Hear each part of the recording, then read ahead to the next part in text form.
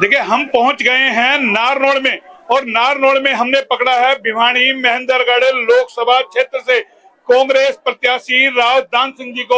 और HR news पर बड़ी डिमांड थी कि आप डिबेट में लगातार जो है दान सिंह जी की बात कर रहे हैं, एक बार उनका भी इंटरव्यू कीजिए।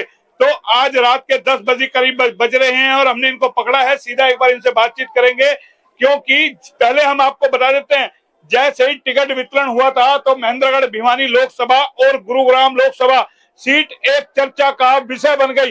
क्यों यहाँ से सुनीति चौधरी भी टिकट की दावेदार थी, उनकी टिकट काट करके राव दान सिंह को दी गई और गुरुग्राम लोकसभा सीट से कैप्टन अजय सिंह यादव की टिकट काट करके जो है राज बब्बर को दी गई। और ये दोनों सीट एक ऐसी हॉट सीट बन गई कि पूरे हरियाणा में चर्चा का विषय बन गई। पूरे हरियाणा की पैनी निगाह इन्हीं दो सीटों पर रही और लगातार इन दोनों सीटों पे हम आपको चर्चा दिखा रहे हैं, डिबेट दिखा रहे हैं। आज लोगों की मांग पर हमने राव दान सिंह जी से बात करना उचित समझा। रेवाड़ी से चल के आए हैं, नारनौल इनको पकड़ा है। आज कुछ सवालों के जवाब लेंगे। हालांकि इनकी तबीयत नासाज बताई जा रही है, लेकिन फिर भी एचआर न्यूज उम्मीद करता है कि उनसे सवालों के जवाब मांगे जाए। सर, एचआर न्यूज में आपका स्वागत। धन्यवाद। अब ये बताइए, पहले तो आपसे बात करते हैं, आपका चुनाव प्रचार कैसा चल रहा है? बहुत बढ़िया, बहुत बढ़िया। टिकट कटी, उसके बाद थोड़ा सा विवाद पनपा, सुनीति चौधरी नाराज हुई, 2 सीटें ऐसी आप लोगों ने हॉट कर दी हरियाणा के अंदर। देखिए सर, नाराज नहीं हुई, ये फैसला तो पार्टी का था, टिकट तो एक को ही देनी थी। उसके बाद हमने ऑफिस की ओपनिंग करी, मैडम किरण आई दोनों जगह, कैरू में भी आई तो शाम में भी आई, नाराजगी कोई चीज नहीं। उसके बाद में वो शैलजा बहन जी के प्रचार में चली गई। अब दोबारा हम जाएंगे, उस दिन फिर आ जाएंगे। लेकिन आज फिर उनका बयान आया है, मतलब ना मेरी इज्जत हो रही है, ना मुझे प्रोग्राम बनाए जा रहे हैं। देखिए सुनो, चौधरी बंसीलाल परिवार का अनादर हरियाणा का कोई आदमी नहीं कर सकता। पहली बात, मैंने भी अपना चुनाव प्रचार शुरू किया था चौधरी बंसीलाल जी की समाधि पे फूल पुष्प अर्पित करके। वो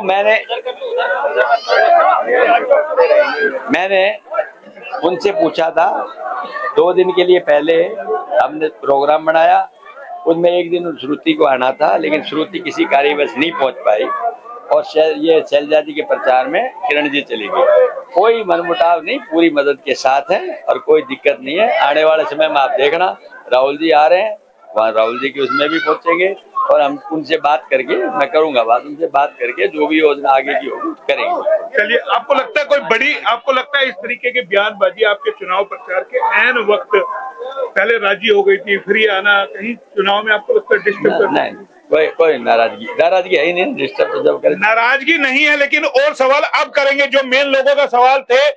जनाब ये बताइए, ये पूरा चुनाव प्रचार उठा कैसे? आप लोगों के हाथ में कैसे चुनाव आया? टिकट वितरण तक तो तमाम लोगों को लग रहा था कांग्रेस कहीं नहीं है, फिर एकाएक कैसे आप लोगों ने अपनी गिरफ्त में इस चुनाव? देखिए, यहाँ हरियाणा के अंदर तो भूपिंदर सिंह हुड्डा ने और हमारे भाई दीपेंद्र ने गली गली जाके एक कोने से दूसरे कोने तक लोगों को जगाया। और देश के अंदर राहुल गांधी जी ने ईस्ट से वेस्ट, नॉर्थ से साउथ, पद यात्रा और बस यात्रा दोनों से पूरे हिंदुस्तान को कवर किया। लोग जो सोए हुए थे उनको जगाया और उनको कहा कि आज की ये सरकार आम आदमी की अनदेखी कर रही है। इस सरकार से कोई भी वर्ग खुश नहीं है, न कर्मचारी, न व्यापारी, न किसान, न मजदूर। और पीछे जाकर के आपने देखा होगा कि इन्होंने किस तरह से संवैधानिक संस्थाओं का दुरुपयोग किया, उससे आम आदमी पीड़ित है। इसी बात को लेकर के लोगों में आक्रोश है और उन्होंने मन बढ़ा लिया कि हम कांग्रेस को वोट देंगे और भाजपा को वोट नहीं देंगे। दान सिंह जी, आपको लगता है कहीं नरेंद्र मोदी जी जो देश के प्रधानमंत्री हैं, उन्होंने आपको मैनिफेस्टो में जिस तरीके से मुस्लिम लीग की बात की और बोला मंगलसूत्र ले जाएंगे, आपको एक बड़ी ऑक्सीजन दे दी? बिल्कुल सही बात है। हम लोगों को जोड़ के चलना चाहते हैं, वो तोड़ के चलना चाहते हैं। जब भी कोई इश्यू आता है वो धर्म और मंदिर मस्जिद पे ले जाते हैं। हम नहीं चाहते, हम तो पांचों, हिंदू मुस्लिम सिख ईसाई, पांचों को जोड़ के चलना चाहते हैं।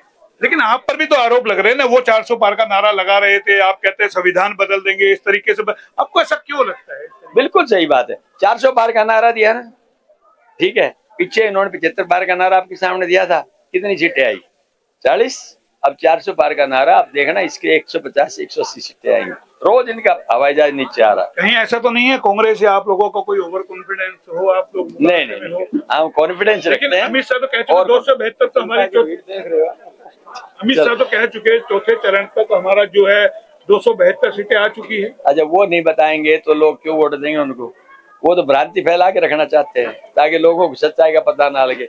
लेकिन आज की तारीख में आप जैसे भाई जो प्रेस के बहुत नजदीकी हैं, वो सारी विश्लेषण जानते हैं और उनके दबी जबान से, बोल तो नहीं पा रहे हो, दबी जबान से सच्चाई सबके सामने उजागर करते हैं। दूसरा, एक राज बब्बर भी आप ही की तरह टिकट मिली, वहां भी कैप्टन साहब नाराज हुए और उससे पहले काफी बयानबाजी हुई, उन बातों में नहीं जाऊंगा। वो अलग के राज्य हो गए, तमाम प्रचार कर रहे। दोनों सीटों को कैसे देखें? जीतेंगे 10 की 10, नोट दोनों। एक बड़ा सवाल फिर आपसे करेंगे। राव इंद्रजीत सिंह अटेली आते हैं रंगबीर के चुनाव प्रचार में और साफ तौर पे कहते हैं, बोलो भाई अगर मैं जाट के साथ जाता हूं तो लोग नाराज होते हैं, और राव दान सिंह जी खुद भूपेंद्र हुड्डा के साथ रहते हैं, वो भी तो जाट है, तो मेरे से क्या नाराजगी? और बकायदा देखिए, मैं बता पहले तो क्लियर कर देता हूँ, कांग्रेस जात पात पे नहीं चलती। हमारा नारा है, न जात पर न पात पर, मोहर लगेगी हाथ पर। हमारा इससे कोई लेना देना नहीं कि जाति के ऊपर, नहीं हम जातीय समीकरण पे लड़ते, नहीं हम जाति की बात करते। अगर कोई ये बात करता है तो उनकी अपने विचारधारा है, हमारा नहीं। अपनी विचारधारा है। सवाल बड़े हैं क्योंकि इनको आगे प्रोग्रामों में भी जाना है। हम इनको दोबारा फिर पकड़ेंगे एक आध दिन के अंदर, क्योंकि 3 दिन चुनाव प्रचार में बचे हुए हैं और इनका चुनाव प्रचार बाकायदा लगा हुआ है। फिलहाल इतना ही। कैमरा पर्सन पंकज के साथ मोहन लाल, HR न्यूज़।